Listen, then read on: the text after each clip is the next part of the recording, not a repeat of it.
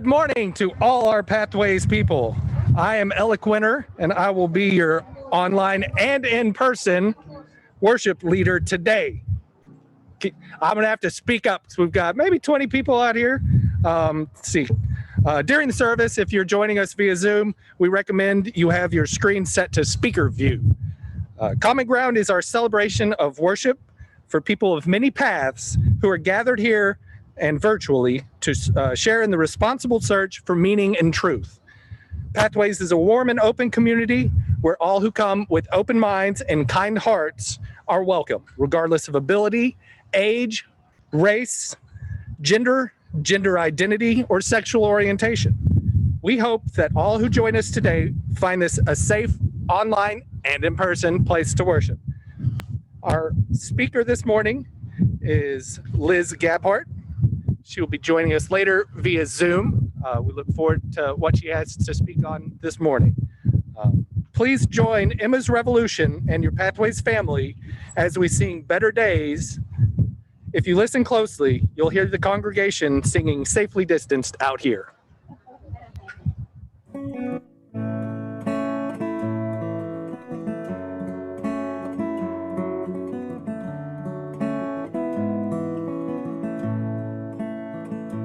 We have come in the night to this place, in the light with our hearts, in the light open wide. We are here in the light giving voice, in the light to the truth, in the light we divine. Let us sing for today. Let us learn better ways, showing love in the light, giving hope in the light we create, in the light better days.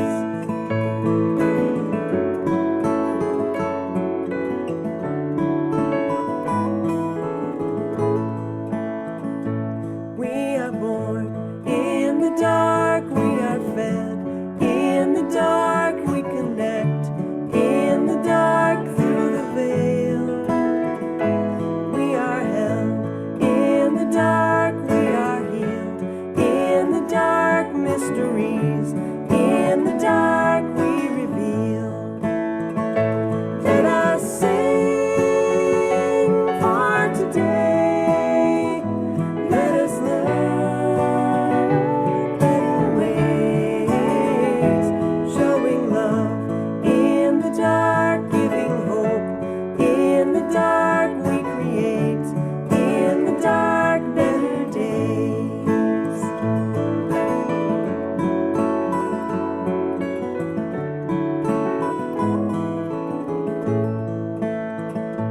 Time is now. We begin where we are. We begin, we have all. We begin that we need to renew. We begin to release. We begin to rebuild. We begin to believe. Let us sing for today. Let us learn better ways, showing love. We begin giving hope. We begin, we create. We begin better days. Let us sing for today. Let us learn better ways, showing love. We begin giving hope. We begin, we create. We begin better days, showing love. We begin giving hope. We begin, we create. We begin better days.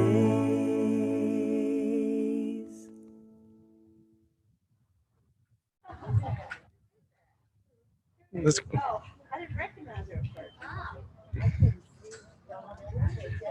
As we virtually light our chalice this morning, Please join me in these words by the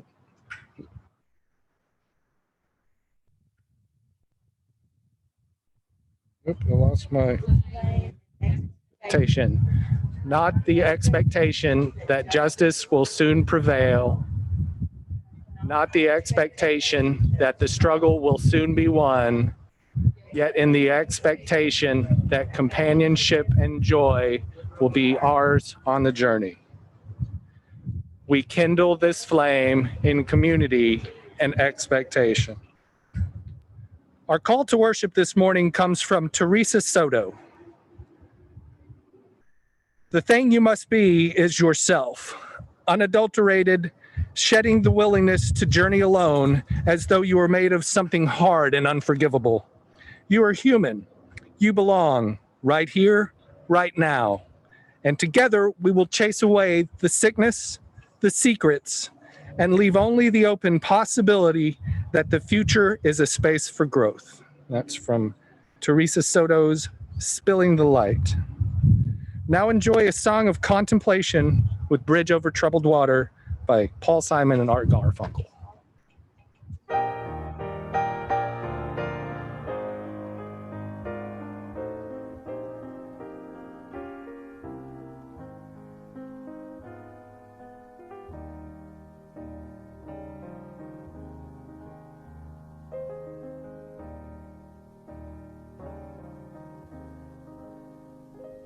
When you're weary, feeling small, when tears are in your eyes, I will dry them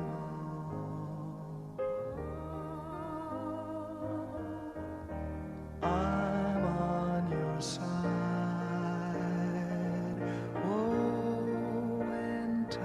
Get rough, and friends just can't be found, like a bridge over troubled water. I will lay me down, like a bridge over troubled water. Will lay me down.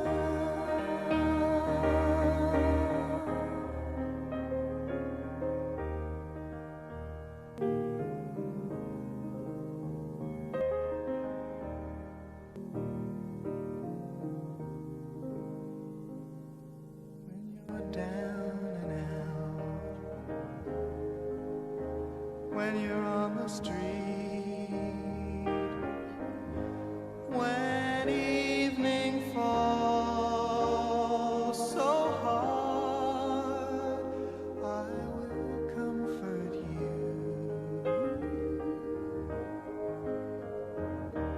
I'll take your part.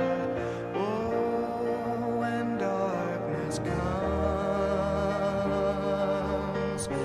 and pain is all around, like a bridge over troubled water, I will lay me down, like a bridge over troubled water, I will lay me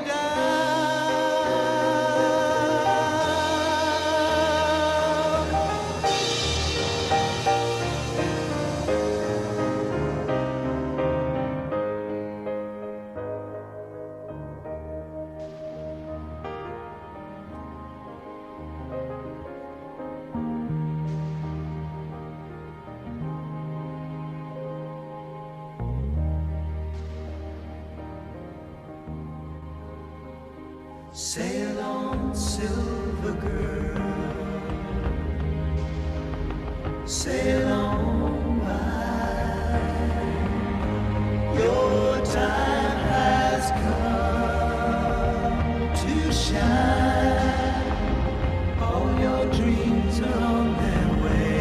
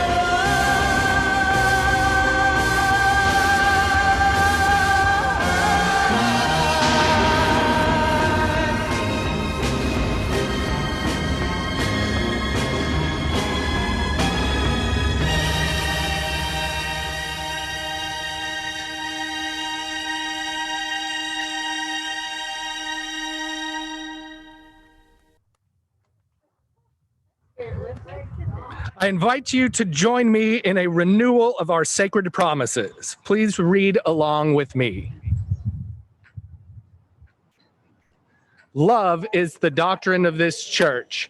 The quest for truth is its sacrament, and service is its prayer.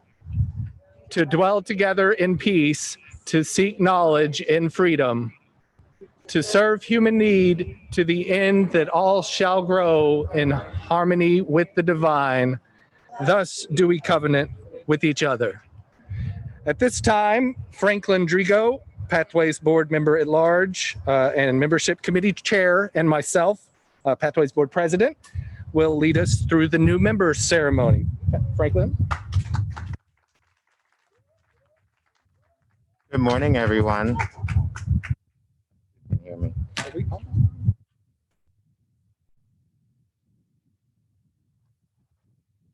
Today, we welcome 3 new members to our Pathways family. I'm gonna have to take this down. Today, we welcome 3 new members to our Pathways family. We honor our newest members and their decisions to join Pathway community. Would each of these please come up to the microphone one at a time to introduce yourself to the congregation and share a little bit about your path to Pathways.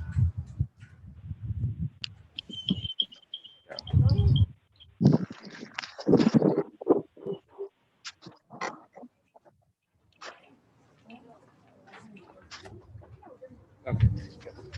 You're up. Hi. Can anybody hear me?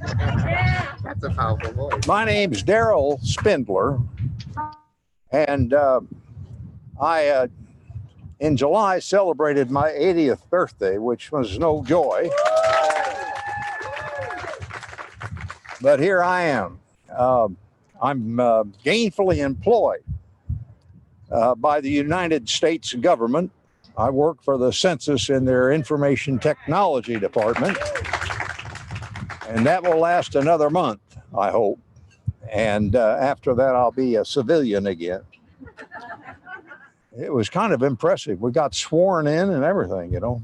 I was a G-man. So I'm married. My wife's name is Janine. And we've been married 83 years. And I hope it keeps going that way. So thank you. Pardon me? 83 years and you're 80 years old.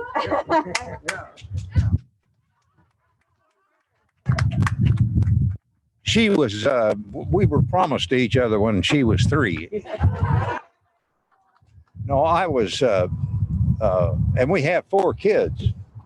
One who is 59, no, he's 60 this year. So you can do the math on that too. So I'll explain that later to anybody that's interested. Thank you, Daryl. Your turn.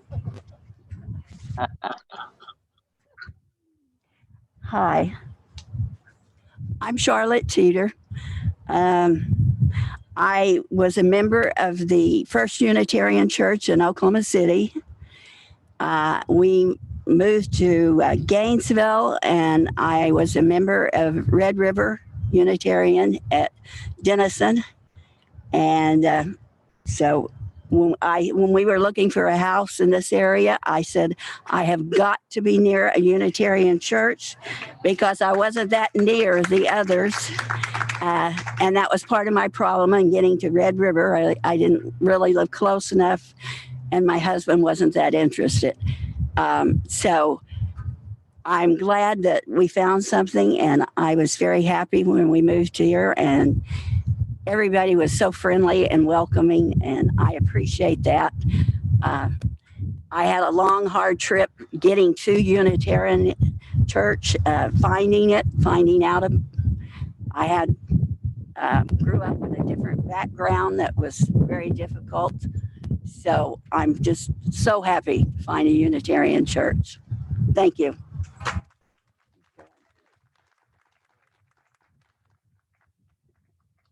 And I'm supposed to do what? Do that Just go later. stand in. Okay.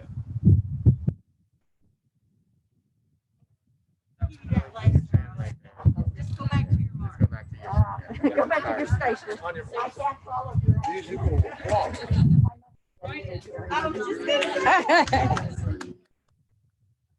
Oh goodness, I told Alec, I am the only person at Pathways that is absolutely terrified of public speaking. So I'll try not to faint, pee, or throw up. So, but we have great things that are terrifying me over our government and COVID. And so I'm like, why am I scared? I love all of y'all. You're my friends and you're not going to hurt me. You're not going to give me anything. So anyway, so I'm trying to relax. So, and by the way, I'm Nova Wall, and I have one daughter, 2 grandchildren, and I'm very political, if those of you that know it. And then, so 2 years ago, well, beyond that, 4 years ago, I was working the presidential election, and I met Jeremy Sims. And then 2 years, I didn't keep up with him for 2 years. 2 years later, I was at a political event and I saw him and I said, I've seen you. And he said, well, I've seen you. And then I walked further down and I saw somebody with Starbucks, and he had made coffee that day of the election, and it saved me. I was anemic and didn't know it, but his coffee, if you ever get a chance to drink Jeremy Sims coffee, it's the best in the planet. He buys the beans, brews it, and it is unbelievable. So anyway, he kept me going. And once I saw that, I came back to him and I said, give me your paper. I said, you have me for the next 2 years. And I said, I'm going to do everything I can to try to get you elected. Hence, in 2018, I was his, quote, bag lady. If those of you that are political know what bag lady means. But anyway, Eric Copeland and Emma were my faithful. They came every weekend or day, whatever it was. He and Emma saved my life. Fast forward to last year, Eric would always talk about doing his Woody Guthrie sermon, and he talked about it every time I saw him. Woody Guthrie this, Woody Guthrie that, Pathways. And so needless to say, I adore him and Emma and Shannon. I would walk on cut glass for y'all. So I for sure was going to come hear Eric do Woody Guthrie. And I thought it would be one and done. I was just going to come in, watch, and leave, and you would never see me again. Well, that didn't happen. And so I have 2 very active guardian angels, and they liked it. And so I thought, okay, I'm going to sleep in, watch my political shows. Well, no, my angels wake me up at 5 o'clock. We're going to church. And so anyway, so they made me go. And then it didn't take very long, and I fell in love with all of y'all. And so then I was here. I was hooked. So thank you, Shannon Copeland, for getting Eric here. And thank you, Woody Guthrie. Wherever you are, I hope you're making beautiful music, and some other Eric will come along and do something in the future, and Jeremy Sims. So anyway, that's why I'm here. So thank you, Eric. I love you, and I love all my Pathways friends. And you're not Pathways Church, you're my Pathways family. Thank you. My spot. You're in my mark. Well, it's a joy to welcome each of you here to our Pathways family.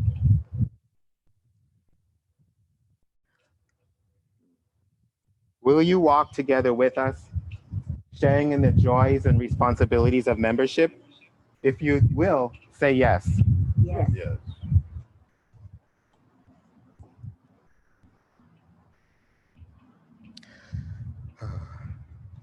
Members of Pathways, will you come together with these people to will you come together and welcome these people into our congregation? Yes. Yes. Will you reach out to them in friendship, including them in your activities and fellowship? Will you open to their unique gifts and perspectives? Will you extend a warm welcome to each of them, remembering that each of us were once new members?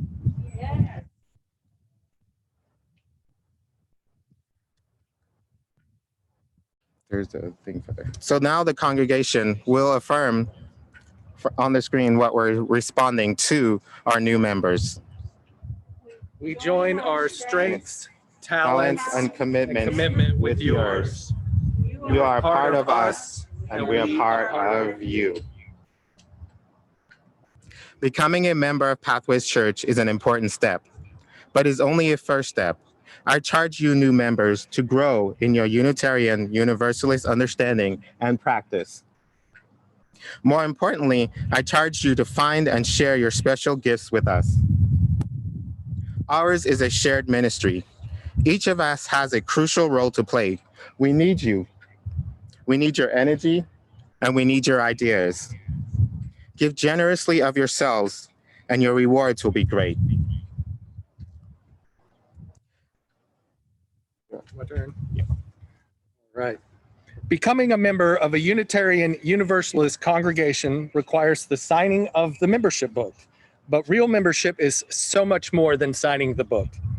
You come to sign our membership book now because you've done the so much more. You've come on a personal journey. You've gotten to know Pathways. You've contemplated the responsibilities and benefits of being members of this congregation and have decided to journey on with us in community to build a spiritual community that changes lives. We welcome and invite you to sign the book in this assembly. Go ahead, one at a time.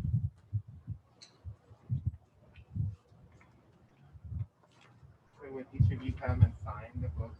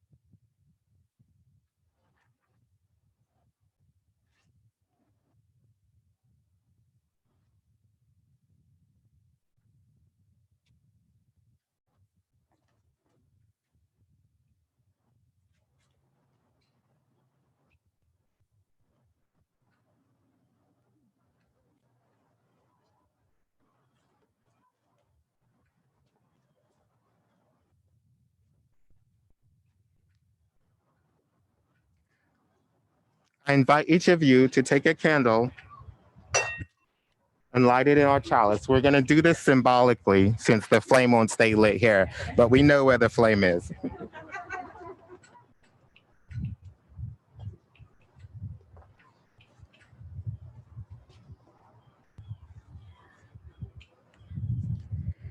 Each of you brings light, vitality, and renewal to our community. Each of our lights has a common source. Together, we become the beacon of hope to each other and our wounded world. May your light shine brightly among us for many years. Welcome to Pathways. Please extinguish your candles.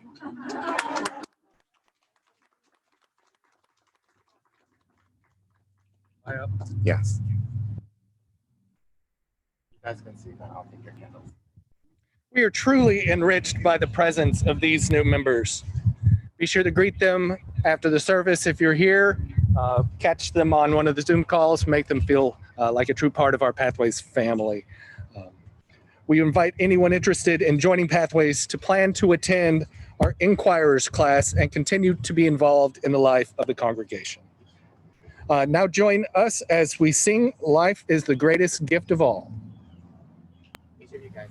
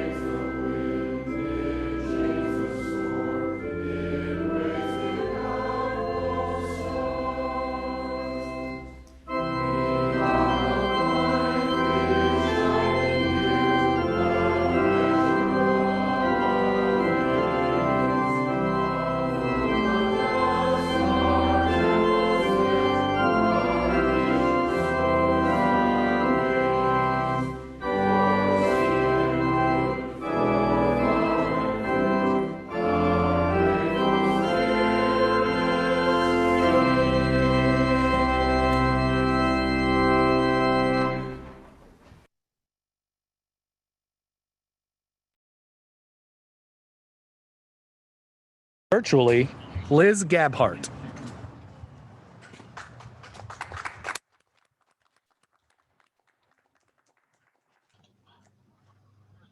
Hi, can you all hear me okay? Oh, yes. All right. The theme this month is renewal. So I decided that I was going to focus on the concept of renewal specifically. So first I looked up some definitions of renewal. One of the definitions is resuming activity, like extending a license. That doesn't apply to us. That's not what we're talking about when we talk about renewal. But another definition did apply to us very well. The replacing or repair of something that is worn out, run down, or broken. That's what we're thinking about when we think about spiritual and emotional renewal. So we're looking at the spiritual, emotional, and social definition. Something in your life or in society isn't working, it's broken, and it needs to be fixed. So first, I decided to look at Google Images. What does renewal look like? So I Googled a bunch of images of renewal. And the images in Google are lots of silhouettes of happy people in front of sunsets. There were pictures of nature blooming and beautiful, pictures of flowers and butterflies and tiny green plants. That's what I saw everywhere, but I started thinking more deeply about this. I don't think that's actually the reality of renewal. I think that when you look at Google Images of renewal, all you're seeing is pictures of the end process.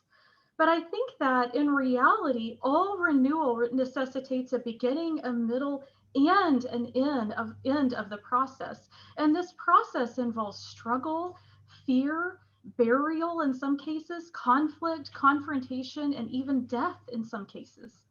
So we're going to approach this subject of renewal in three different ways. First, I'm going to talk briefly about renewal in nature. Then we're going to talk about renewal in our individual lives. And then we're going to talk about what renewal looks like in society. So I hope that this doesn't sound depressing. I don't mean for this talk to be depressing. In fact, I mean for it to be hopeful. But I guess you'll have to let me know at the end how you're taking it. Hopefully it's a very hopeful topic for everyone. So let's start with renewal in nature. When we think about renewal in nature, some things that we think about are like butterflies, snakes shedding their skin, childbirth, the process of going from fall to winter to spring, where everything dies or hibernates and then it is reborn.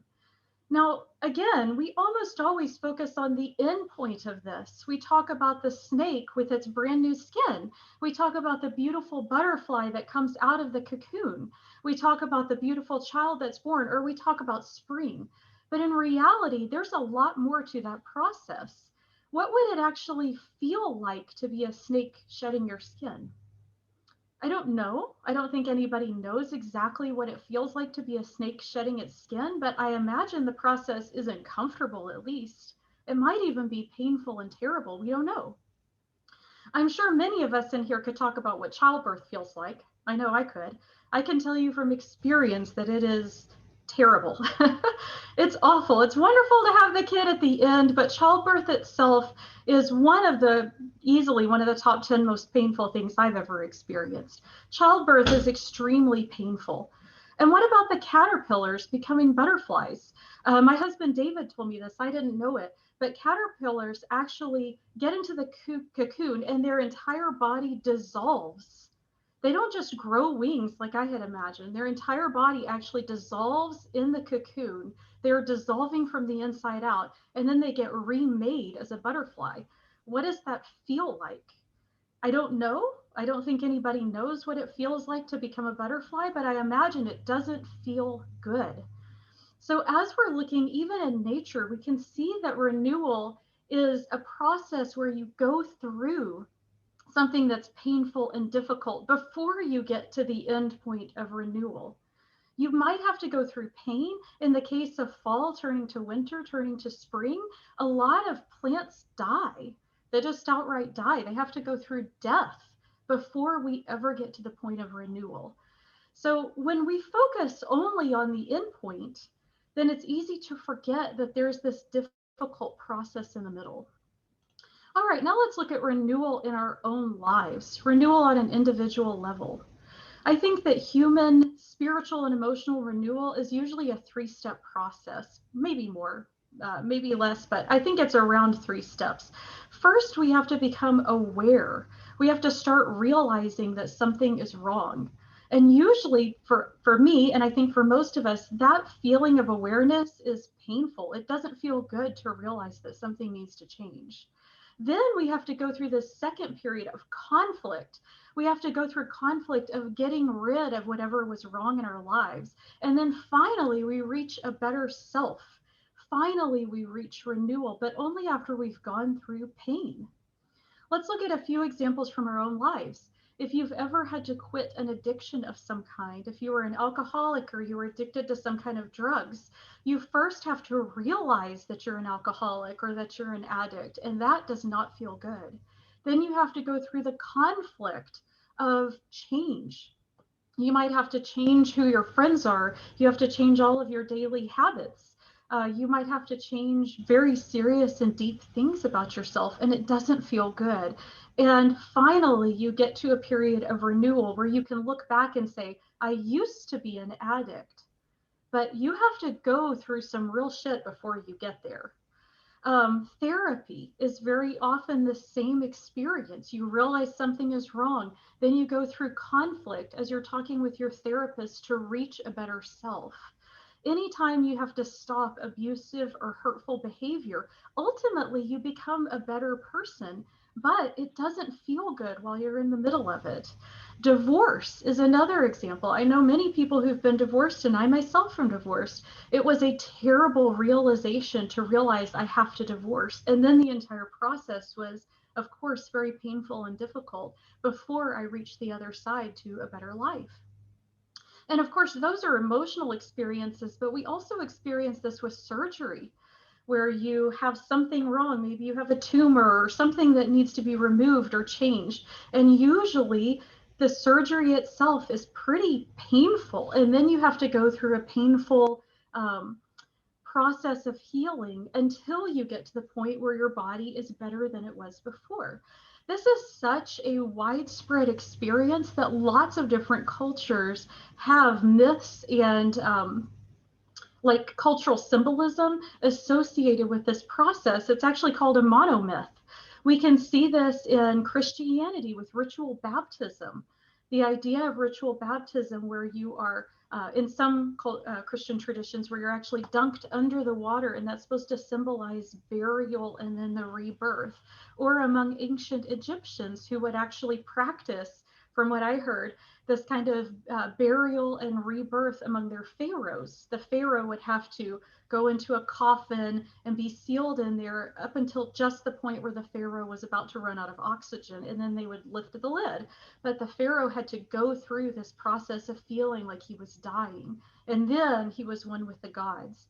We have all kinds of ancient myths and heroes who died in painful and brutal ways only to be resurrected. Or you can think about every movie practically ever where there's a hero who is beaten down and they struggle before they finally rise again. Just a few, very few examples would be like The Hunger Games, The Matrix, almost every Star Wars movie ever, and I'm sure you're thinking of a lot more movies. So this is part of our understanding of who we are as people, that we have to realize something is wrong, realize there's a struggle, then we have to go through this period of intense conflict and difficulty, and then we come out of it. Now, I think what's interesting is in our society, we do have this kind of, frankly, toxic masculinity idea that if you're truly brave, as you're going through this conflict, you'll feel great about it. You'll be like, bring it on. Give me the next person to beat up. Give me the next trial, the next struggle, the next thing that I have to, this next obstacle that I have to overcome, the next hurdle to jump over. But in reality, that isn't how life works. In reality, bravery, getting through this point to renewal, bravery feels bad. It feels bad. There's no triumphant music going on in the background when you realize you have an addiction and you have to struggle through it. There's no heroic music cheering you on. Doing the right thing often feels bad. It feels like stigma. It feels like being an outcast. It feels embarrassing. Admitting fault feels bad. Going back to everyone that you've hurt and changing feels bad. Renewal feels bad. In our own lives, we very often don't recognize it when we're being brave because it feels so bad. But if you think about the other people that you know who you think of as very brave, I'll give you a second here to think about someone you know who you think of as brave. This is a brave person. Everyone got your person in mind? This person, your friend or family member who's so brave? Probably they went through something that, if you imagine, what if I went through that, it would feel bad. It wouldn't feel good. It wouldn't feel brave. I don't know how many people I've talked to where they're going through something and I say, you're being so brave right now. And they say, I don't feel brave. Well, that's true. Our society has taught us that bravery looks like toxic masculinity, never backing down from a fight, never being scared, never feeling bad. But that's just toxic masculinity. We can safely ignore that. In reality, true bravery often feels really shitty. It really does. And of course, I'm saying that it's toxic masculinity, but in our culture, even images of brave women usually rely on this social norm of no hesitation, no flinching. The person knows what's right and they do it unquestioningly. But I've got some news. Someone who doesn't feel fear is probably a psychopath. That's not normal human behavior. It's normal to feel fear. It's normal to feel bad. So a lot of times when you're doing the best that you've ever done in your life, when you're doing that thing that you're going to look back on and you're going to say, that was my moment of renewal. That was my moment when I was becoming a new, better person emotionally and spiritually. It's not going to feel very good. So the reason why I'm saying all this is because we often don't recognize it when we're in a moment of renewal because we only see that end point. We only see the pretty pictures of the people in the sunset or the flower blooming. But it can be very helpful to recognize renewal in the moment when it's happening. You right now may be in a moment of despair or guilt or pain. You might be in a moment of difficult change in your life. And it may be renewal. This might be one of the most hopeful times of your life. You might be able to look back on it and say, that was a moment that I'm proud of. That was a moment where I was amazing, where I was doing this really great thing. So you can keep that in mind when you're feeling despair or hopelessness or guilt or pain. It might be helpful to look at it and say, is this a moment of renewal for me? Now, let me give you a few caveats here. I don't think we have a moral obligation to make lemonade out of all the lemons life gives us. Sometimes pain and suffering is just pain and suffering, and there is no renewal in the end. And you do not have to make lemonade out of it if you don't want to. That is your business, and you should make of your life whatever you want to make of it. So I'm not here to tell you that whatever you're suffering through, you have to go out and make lemonade.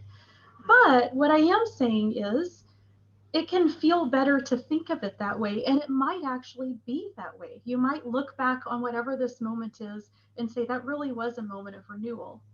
I also want to point out that you don't have an obligation to make everybody else feel like their lemons are turning into lemonade either. In fact, sometimes when we do that to other people, they end up feeling ignored and not listened to. So if someone is telling you about their pain and you say, well, look how you could turn this into something good, they might feel as though you're not really listening, you're not really being empathetic or kind to them. So I'm not at all saying that we have to turn all lemons into lemonade, either in our own lives or in other people's lives. It's totally fine to just feel pain and feel bad about it. And it's totally fine to be in that moment with somebody else as well. But what I am saying is, for us, if we want to find the hope in a situation, it can be helpful to think, maybe I'm in one of those caterpillar moments where I'm being dissolved and I'm going to turn into something else. Or maybe I am in the middle of winter that is going to lead to spring sometime in the future. It might help you. It might give you hope. It might make you feel more positive. Okay, now let's talk about renewal in society. So I started thinking about different times in history that society has been renewed from a bad place to a better place. So I thought about, for example, the French Revolution, the American Civil War, the Indian independence movement that was led by Gandhi, the civil rights movement in the 1960s. Those were just a few of the moments that sprang to mind. Those were all national moments in different countries that we look back on and we say, hey, that was a moment where a nation stopped being terrible and started being better than they were. Those are moments that we, looking back through the lens of history, can look at and say that was a moment of national renewal in India or in France or here in the United States. And certainly you can look at lots of different countries, but you get what I'm talking about. You can look at any country's history and see moments of renewal there. Here's the thing. In those moments, it probably didn't feel good. Probably those people didn't feel like their country was being renewed. What did it feel like to live through the French Revolution? We actually know because there were people who kept diaries during that time, and we know that they felt fearful, they felt terrified, they felt like the world was falling apart. What about the American Civil War? What did it feel like to live through the American Civil War? Again, we have diaries. This was actually a moment of renewal that the country needed desperately. But we know that people who lived through those moments thought that their world was absolutely ending. They felt like they were living through hell on earth. They felt like everything was falling apart. They wondered about the future. Some people were convinced that Jesus was coming back because surely this had to be the end of the world. Or what about the civil rights movement in the 1960s? We look back on that positively, but don't forget that most white people hated Martin Luther King Jr. Most white people were against the civil rights movement. And what they were seeing in their newspapers and on their TV was chaos. They were scared that they were starting another civil war. They were afraid that the nation was falling apart. People were terrified that the nation was falling apart at the seams and was going to break into two different nations.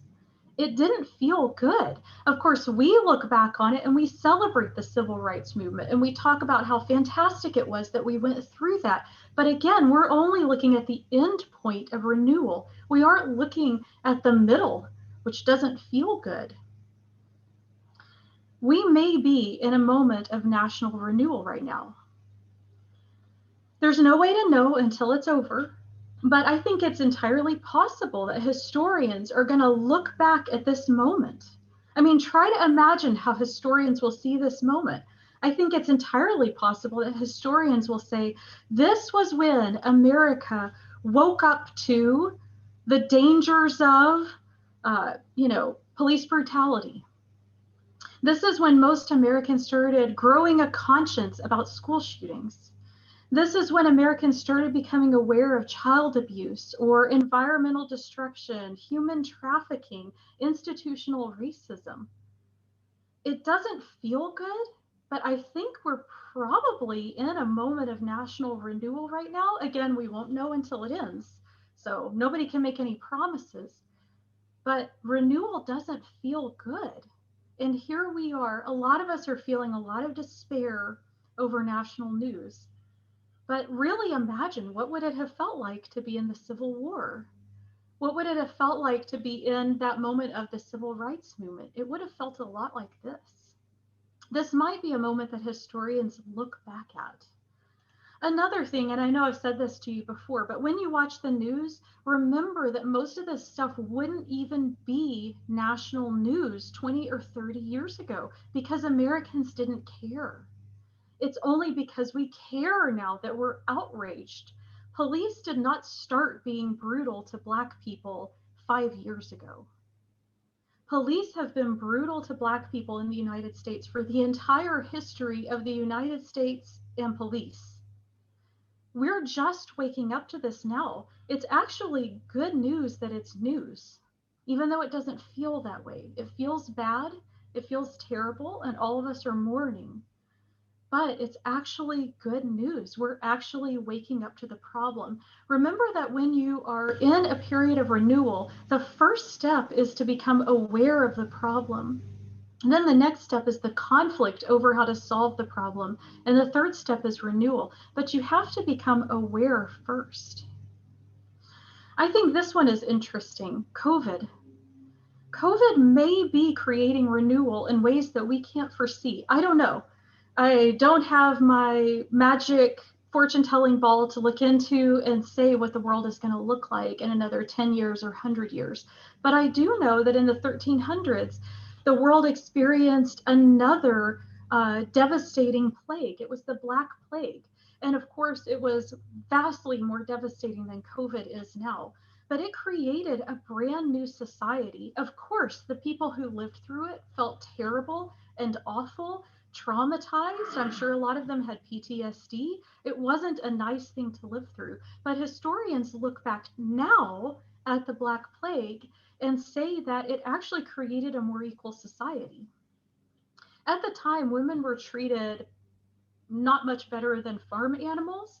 But because the Black Plague killed a lot more men than it did women, women started inheriting their family farms and their property. And this was one of the biggest steps that the world has seen toward feminism, was actually the Black Plague. It also paved the way toward democracy. Because the Black Plague was so democratizing, a lot of historians say that the feudal system was destroyed because of the Black Plague. So many workers were killed in the Black Plague that they ended up, the workers that were left ended up being able to negotiate much higher wages and get off the feudal like basically plantations. I don't think they called them that, but the feudal plantations that they were living on, and go to cities and demand higher wages. Overall, the Black Plague is, at least partially, some historians say in a large part, responsible for democracy, for wealth, and feminism. Imagine that, a horrible time in world history. And I'm not in any way saying that we would wish a Black Plague on ourselves. We don't. But if we find ourselves living through a pandemic like this, there might be a ray of hope at the end. Another example of a pandemic that changed the world was the cholera epidemic of the 1800s. It wasn't until the cholera epidemic that cities started installing sewer systems that are close to what we understand today to be sewer systems and providing citizens fresh water. Our world changed dramatically for the better because of those two epidemics. And again, I want to say I'm not at all wishing an epidemic on anybody. We would never wish for that. But if we find ourselves living in those times, which we do, there might actually be hope through this time. And of course, I've given you a talk before about how there's a lot of hope in our understanding of climate change. Most people throughout history have not been aware of their environmental destruction. We are just now entering the stage of awareness, and we're starting to move toward the stage of making an actual change in environmental destruction, which is fantastic. Lakes and rivers and streams and soil and air has been polluted for the past 2,000 years at least. There are ice cores that people in the Antarctic can drill, like to be able to see the layers of ice, and they can see the pollution from the Roman Empire 2,000 years ago still buried in those ice cores. Environmental destruction is not at all new. And if you heard my previous talk about it, you already know that. But we're finally waking up to our environmental destruction. For the first time in global history, we're recognizing it. Does it feel good? No. It doesn't feel good to realize that we are destroying our environment so much, but it is a necessary step to make changes to ever get to the point of renewal. We're right here. We're in our moment of national renewal. It feels awful, but that's what renewal feels like. Renewal doesn't feel great. Now, let me give you a few caveats here, just like I gave you caveats with when we were talking about individual renewal. You do not have any obligation to feel positive about what you see on the news. You don't. If I could go back in time and tell people in the 1960s, hey, you don't need to cry about what you're seeing on the news. It's all going to work out great.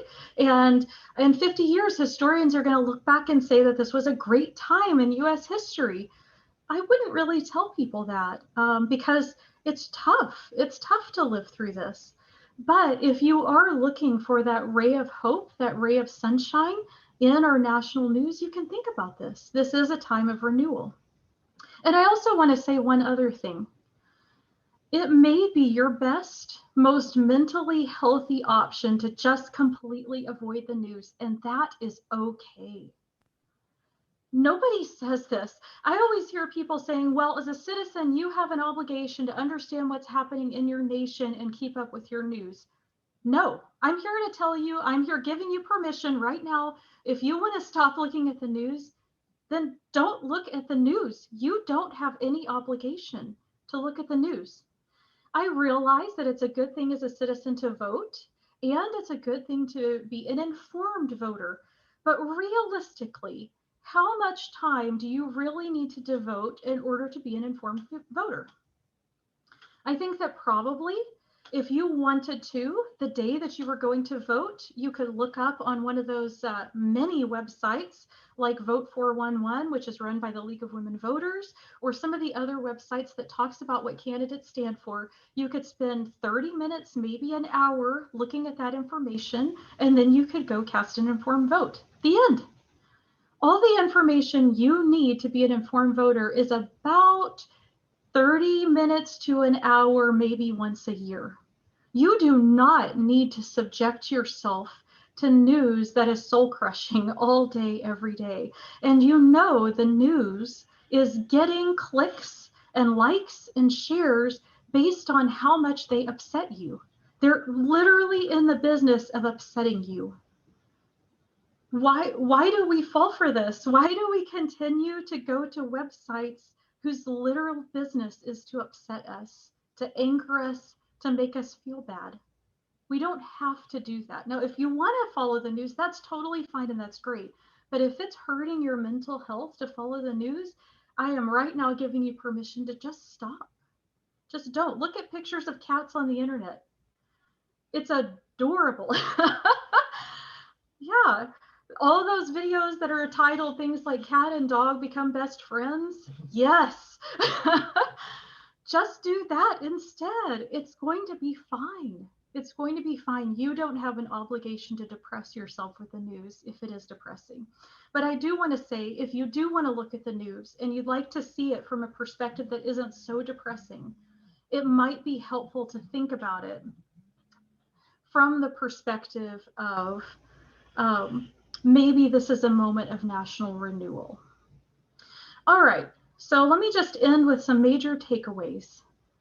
One big takeaway is not all suffering is renewal. It might not be, but renewal usually requires suffering. So if you find yourself in one of these moments, it can be helpful to think through, is this actually a moment where I'm likely to come out on the other side a better person, or something is better in my life? When you discover something really awful about yourself, remember that you're actually growing and becoming a better person. This could be a moment of renewal for you. It might be. So while it's never going to feel good to discover something awful about yourself, it can feel a little bit more hopeful to recognize that this is what renewal looks like. When you're in the middle of doing something that feels really terrible and awful, think about the fact that this might be you being brave. One way I've thought about it in the past is to ask, if I knew a friend who was going through and experiencing exactly the same things that I'm experiencing right now, would I think that that person was being brave? And if I would, then maybe I'm allowed to put that label on myself as well. Yeah, it doesn't feel good, but that's what bravery feels like. That's what renewal feels like. It doesn't feel good, and that's okay. When you're in the middle of renewal, it will probably feel bad. Caterpillars dissolving and becoming butterflies probably doesn't feel very good. Realizing that you have an addiction feels worse than being in denial, but it's actually a positive step.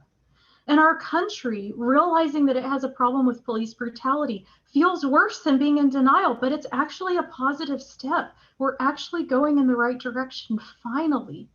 Our nation is getting better. We're almost certainly in renewal. This can be a hopeful time. That's it.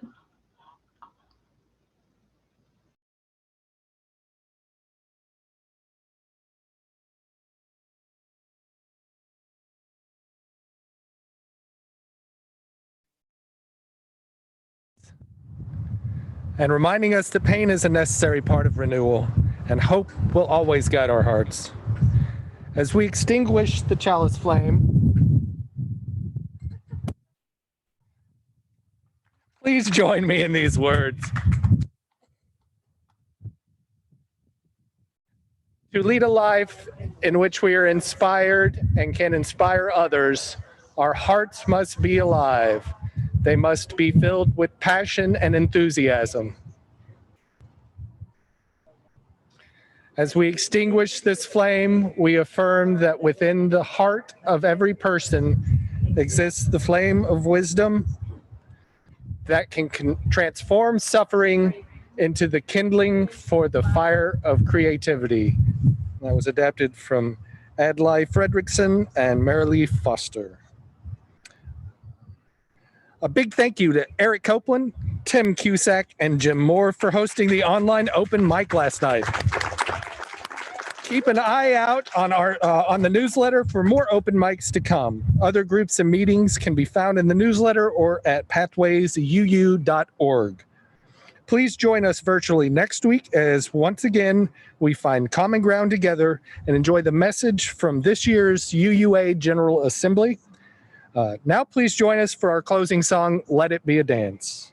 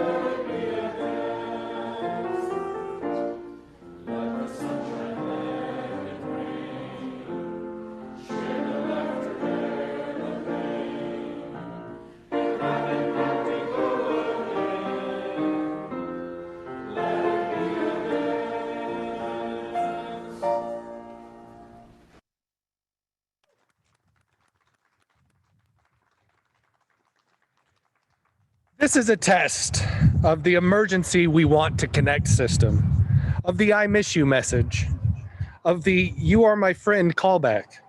This is a test of our love, of our fear, of our pain, of our hope. We will pass this test. There can be no failing it. And this is a test, a hard one, a frightening one, a long one, a new one, an old one.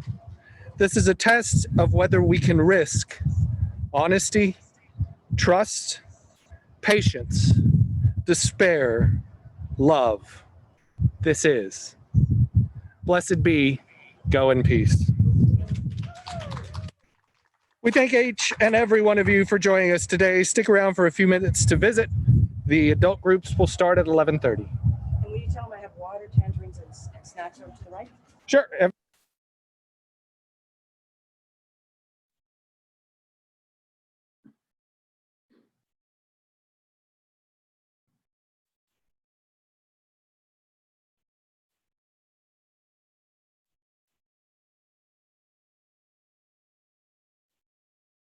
Take the slides down. What, you don't like everybody being in a Slide? quarter-inch view? There we go. Way more better. Liz, thank you so much. Liz, that was great. Very Thank you for your encouraging. kind words. Oh, good. Thank you. Now I want to know more about the process of being in a chrysalis. I'm intrigued. Thank you. Yeah, me too. I didn't know that until my husband told me. I thought that it was just a worm that like grew wings. I didn't know that they actually dissolve like completely into mush. Their bodies completely dissolve and then they reform. That does not sound comfortable. No. Yeah. My thanks to you, Liz, as well. Oh, you're always very good. You were especially good this morning. Thanks so much. Oh, thank you. Usually I just give talks based on what I've already done in class as a professor, but this time I decided to branch out. I was kind of nervous about it, so I'm glad y'all like it. Loved Thank it. you. You did.